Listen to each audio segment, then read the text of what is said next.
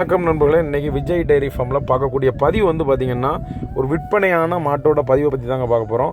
இந்த மாடு எங்கே விற்பனையாச்சுன்னு பார்த்திங்கன்னா தூத்துக்குடி மாவட்டம் வந்து பார்த்திங்கன்னா தூத்துக்குடி பழைய பஸ் ஸ்டாண்டு பக்கத்தில் தாங்க இந்த மாடு அப்லோட் ஆச்சுது. அண்ணனை வந்து இந்த வீடியோவில் லாஸ்ட் எண்டில் நீங்கள் பார்க்கலாம். இந்த மாடுகளோட தகவல்களை உங்கள்கிட்ட சொல்கிறேன்.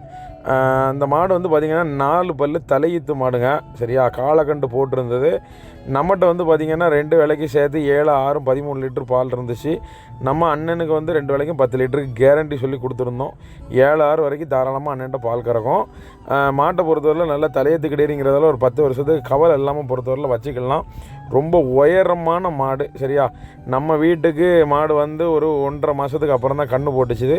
மாடோட விலை வந்து பார்த்திங்கன்னா நம்ம 44,000 ரூபாய்க்கு கொடுத்தோம். சரியா, மாடை பொறுத்தவரையில் தீவனம் தண்ணி எல்லாத்துக்குமே மாட்டை பொறுத்தவரையில் ரொம்ப அருமையான மாடு, நல்ல உயரமான மாடு. சரியா, கறவைக்குமே பார்த்திங்கன்னா வந்து காலை எதுவுமே தூக்காது, நல்ல குணமான மாடு.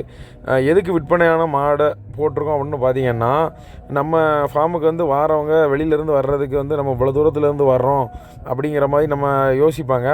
இந்த மாடு வந்து தூத்துக்குடியிலேருந்து வந்து நம்மகிட்ட வாங்கியிருக்காங்க. கிட்டத்தட்ட பார்த்திங்கன்னா ஒரு 2.5 மணி நேரம் கிட்ட வந்து பார்த்திங்கன்னா அவங்க வந்து வண்டியில் ட்ராவல் பண்ணி அங்கே வந்து வாங்கியிருக்காங்க. அவங்களுக்கு வந்து நம்ம வண்டியில் வந்து அருமையாக ஏற்றி கொண்டு இறக்கி கொடுத்துட்டோம். அண்ணன் தடை கட்டுறாங்க பார்த்திங்களா, குணம் எல்லாமே பார்த்திங்கன்னா சூப்பராக இருந்தது. அண்ணன் தான் இந்த மாட்டை வாங்கினவங்க. சரியா, இந்த மாதிரி மாடு வேணும்னா கால் பண்ண